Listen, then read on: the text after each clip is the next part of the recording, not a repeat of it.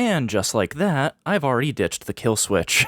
So back in 2022, when I started doing these style of videos, this like unscripted, top-down shot a la Dank Pods, I made a video talking about how I was primarily digital in like the latter half of the 3DS's life, and then for most of the original Switch's life, I was still predominantly digital, although I was heavily considering getting more games physical. So now that it's been several years since I made that video, plus considering the fact that, you know, Sony is saying that they're going to be just completely ditching physical games within like the next 2 years, I wanted to kind of give an update on where I'm at with getting games physical, along with sharing some more like niche and like out there pros and cons of digital versus physical, along with ending things off with a little bit of like a demonstration. You'll see what I mean later. So yeah, back in 2022, I was very heavily considering getting more new releases physical, more or less because I was running out of storage space on like the SD card of my system, and with pretty much every first-party Nintendo game, it is complete on cartridge, so not accounting for like updates and DLC, that would have meant that I could have saved even more storage. But funnily enough, after that video, I still ended up going digital with new releases. One reason why I still stuck with digital is because that year I just so happened to have done some editing work for my buddy Joel for his one of his Pokemon series. I forget which one it was. Pretty much the only thing that I had to do was take the videos that he accidentally recorded in 4:3 and stretch them out to 16:9. Honestly, more time was spent downloading the footage and like processing the footage, like rendering it, and then uploading it back to our shared Google Drive than it did doing the actual editing. But despite that, I really couldn't, you know, use my computer for like most of the day then, because it was just processing these like hours and hours of footage. So because of that, he reimbursed me with Nintendo eShop credit, and I did pick up a couple smaller digital titles throughout the year before he paid me with eShop credit. But pretty much the only like big release that I got with that credit was Splatoon 3. For reasons that I'll get to later, I do think getting a game like Splatoon 3 digitally is a lot better than getting it physical. Again, I'll get to that game specifically later. And then going into 2023, Nintendo brought back the game voucher system for Switch Online subscription members. It basically meant that if you buy a set of vouchers, that pretty much entailed getting digital new releases for $50 instead of $60.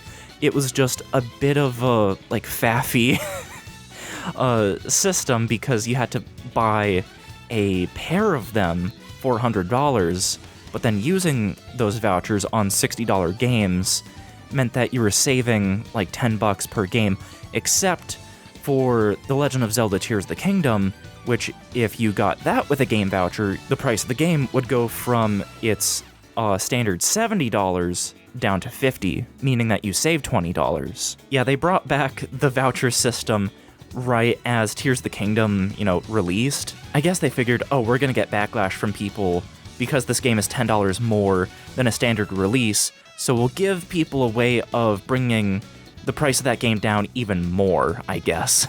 I mean, it worked. I got it digital.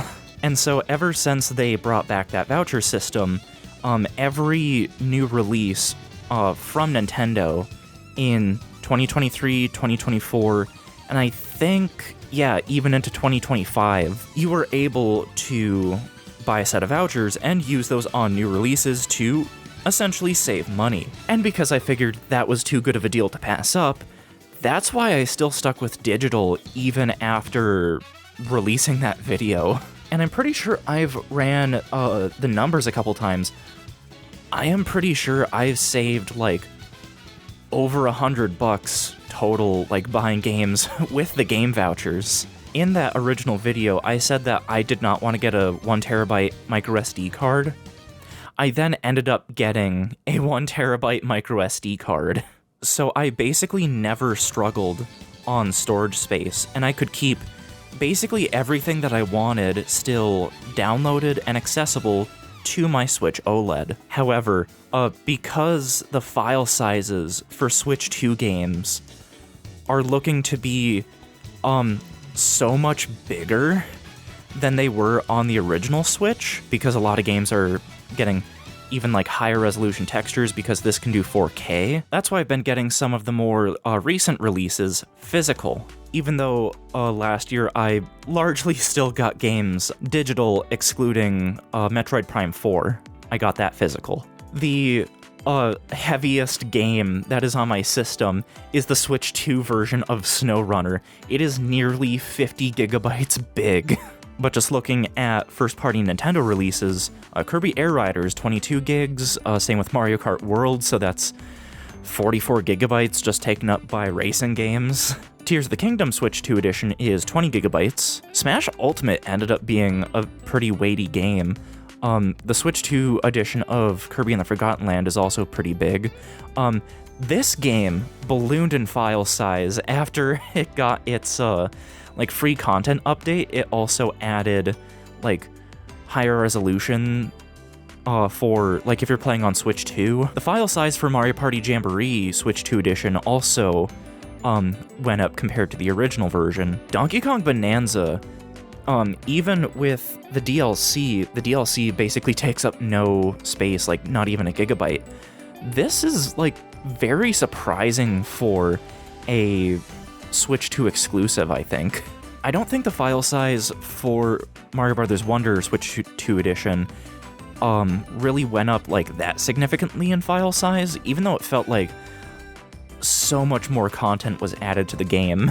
Yeah, in terms of what I have, I think those are the biggest offenders in terms of like big file size. But because I am pretty sure that future first-party Switch 2 games are going to still be even larger in file size, and considering that like 1TB microSD express cards for the Switch 2 right now are way too fucking expensive.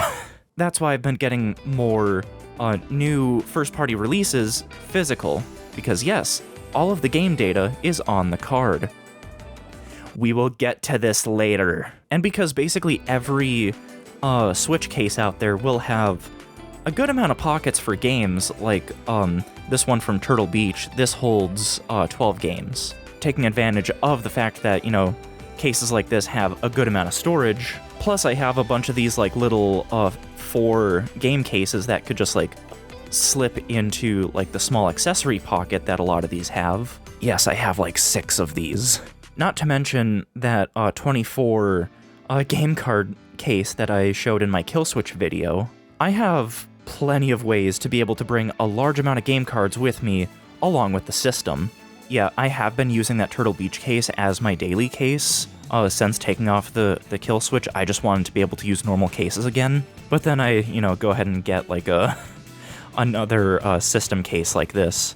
Thankfully, because it is Savage Raven, and I got Savage Raven's cases because they fit the system with the Kill Switch, I can use the game card holders that are in these cases.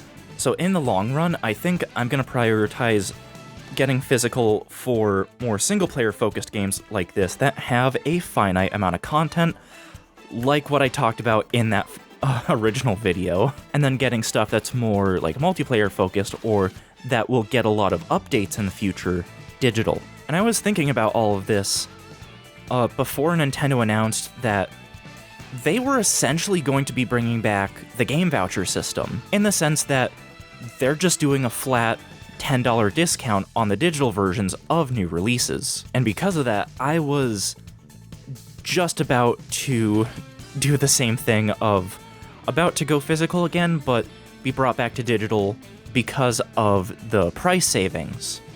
Except here in the US, Walmart and Amazon are discounting physical pre-orders of new releases by $10, meaning that if you pre-order one of these new games, you are getting it for the standard price of the digital version. It's just that, you have to deal with it being an online pre-order and all of the tomfoolery that can happen. Most notably, with this copy of Raiders, this did not get delivered on release date.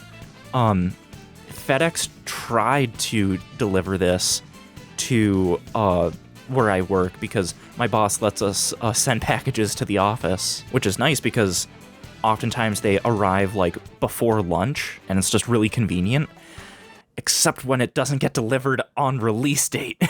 But funnily enough, I wake up the Friday after the Thursday release date and it was already delivered before I was even awake. So I spent that time, that Thursday evening, not playing Raiders.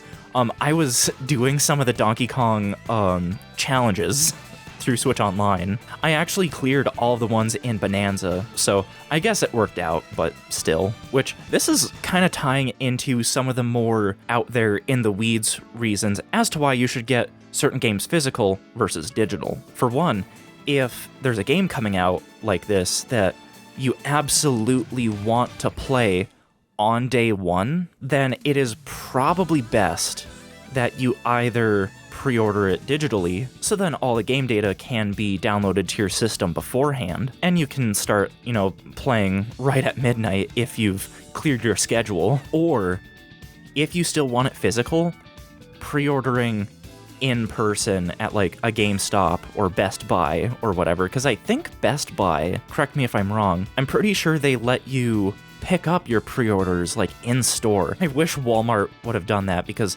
I've gotten Splatoon Raider, Star Fox, and Yoshi here all through Walmart, and I wish they would just ship it to the store and I just roll up into one of the mobile pickup spots and just pick it up there, but whatever. Although if it is a game that you're possibly okay with not playing immediately on release date, then pre-ordering through Walmart or Amazon and risking shipping delays is probably for you. Speaking of Splatoon, Splatoon 3 right here, I mentioned I got it digital. I don't think I am ever going to get a main series, like mainline Splatoon game physical, because with how many updates and DLC these games get, hypothetically, a physical version of Splatoon 3 that I would have gotten would have effectively become a game keycard, because look at that, the base software is 3 gigabytes,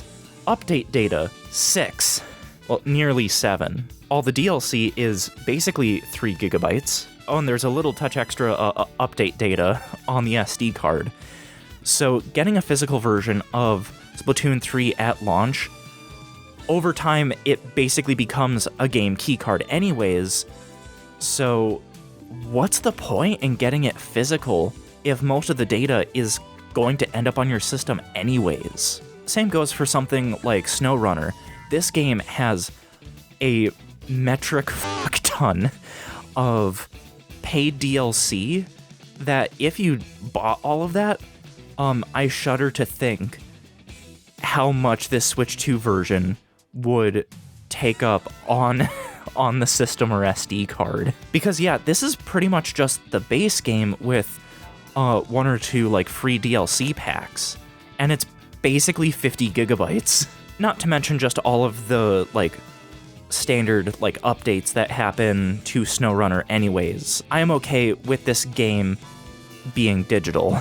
So even though SnowRunner is a single player game, I have it as a digital version. I do think physical is best for single player games that have a finite amount of content, because you can pop it in your system, play through it to your liking, whether you just want to roll credits, go for 100%, or just mess around with it for a while, and then just pop it out of your system. And aside from maybe any residual update data, it's not taking up a large amount of space on your system. Plus, with single-player games like this, I find myself really focusing on it and playing through it until I have had my fill. And for the most part, I am not likely to go back to it super frequently in the future, unless if it's like a Mario platformer, in which case it needs to be on my system to act as like a pseudo fidget toy because I get so familiar with them that a lot of them I know like the back of my hand, especially like Mario 64 and Mario Odyssey.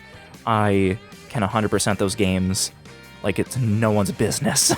Side note, but around the time that Cruisin' Blast was delisted from the eShop, Best Buy was selling physical copies at like a very good discount, and I figured I may as well try getting it, and I did. It's a game I've been eyeing up for a while, so it's nice to finally have it, and it's not tied to a digital account, and they could take it away at any moment, even though I don't think Nintendo has taken away digital purchases from people's libraries.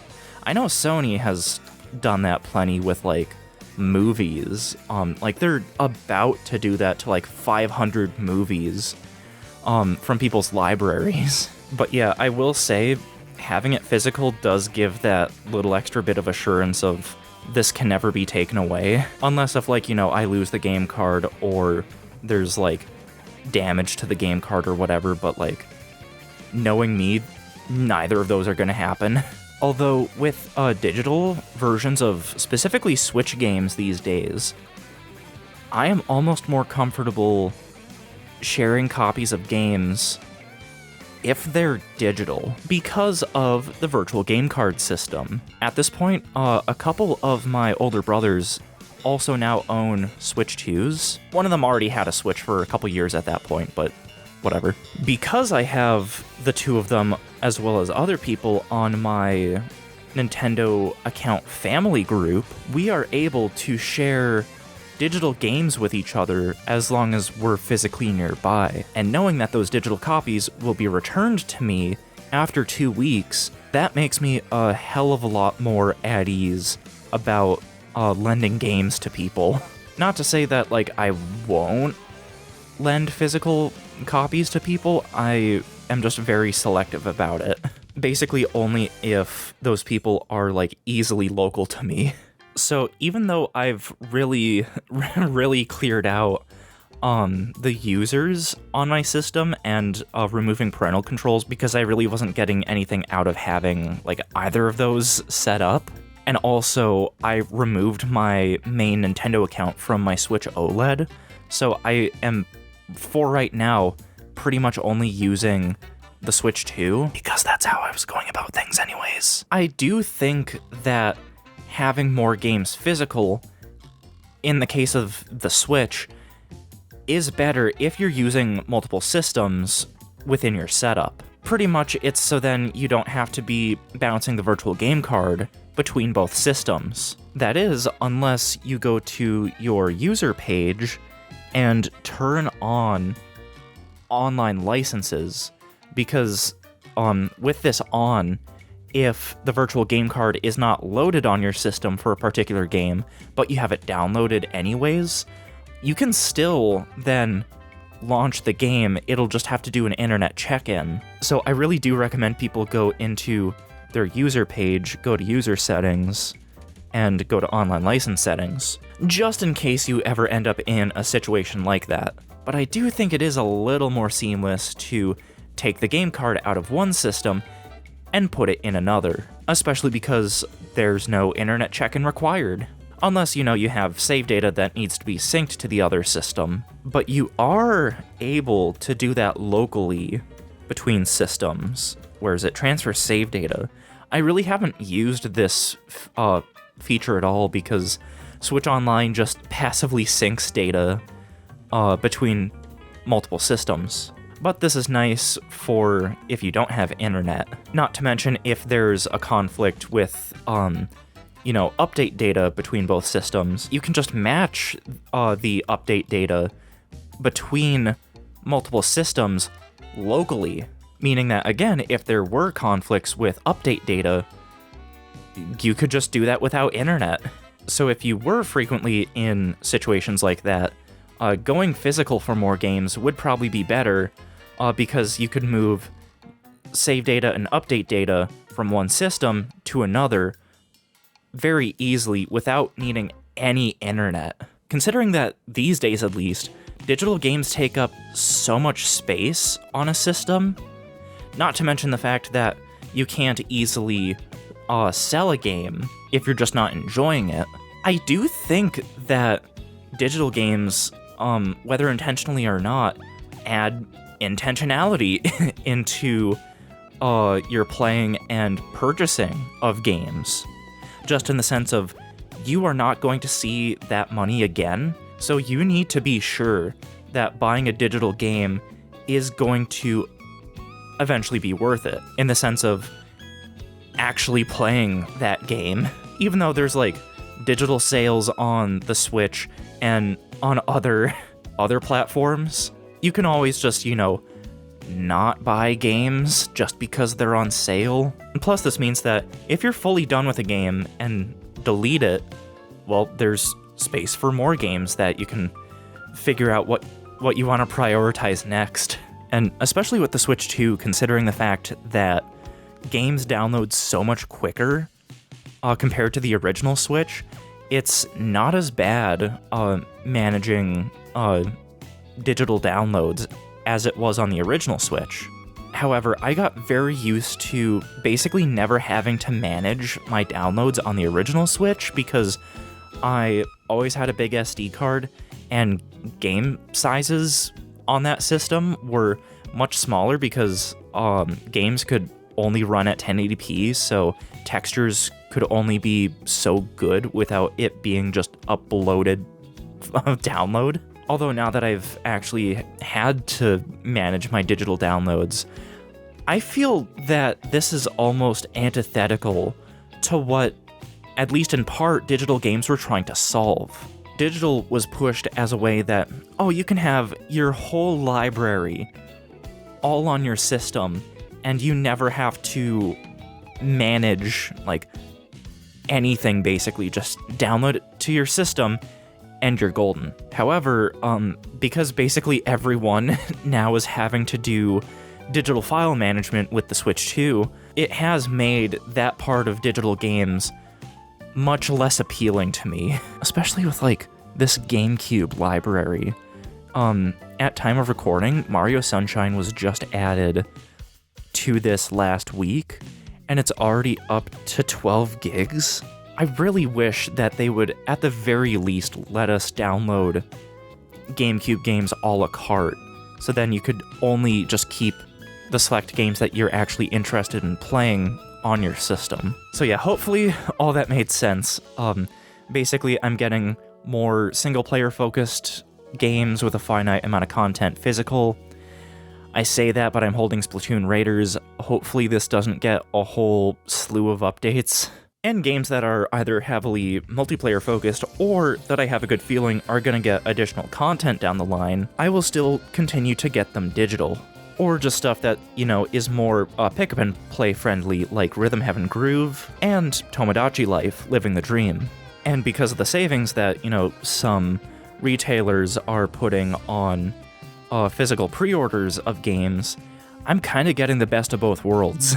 I just have to be okay with shipping possibly being a little finicky. So I guess whenever, the new 3D Mario or Zelda game or whatever that I want to play on day one, I think I'm going to have to do some kind of physical pre-order, in-person pre-order, rather, and just have to deal with the fact that I have to go somewhere to get a game, which does feel a little foreign to me at this point with how much I've gotten digital over, the past decade, but it's okay.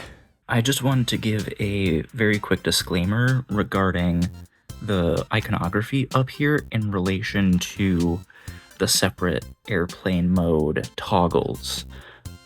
Because yeah, you can enable airplane mode and then selectively re-enable the different wireless types. And so in the main footage, I had use Bluetooth on, but I did not have use Wi-Fi on. And you can tell because if you turn on airplane mode but then selectively re-enable Wi-Fi, the wireless icon comes back on right next to the airplane, which you do not see that in the footage you're about to see, so yeah.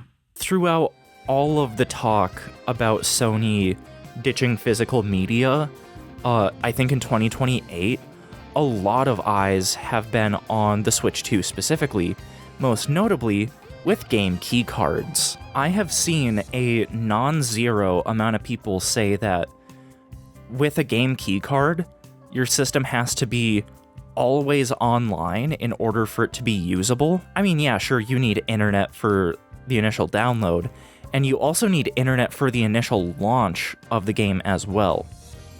But after that, it is fully playable offline, as long as the game keycard is inserted into the system. To prove this, I have removed my copy of Splatoon Raiders from the system, and I have put my system into airplane mode. I have already put the data downloading, but, and so, like, it is fully downloaded to the system already, but I have not launched the game yet. And so, again, I have the system in airplane mode, so it's not connected to internet. Huh. Okay.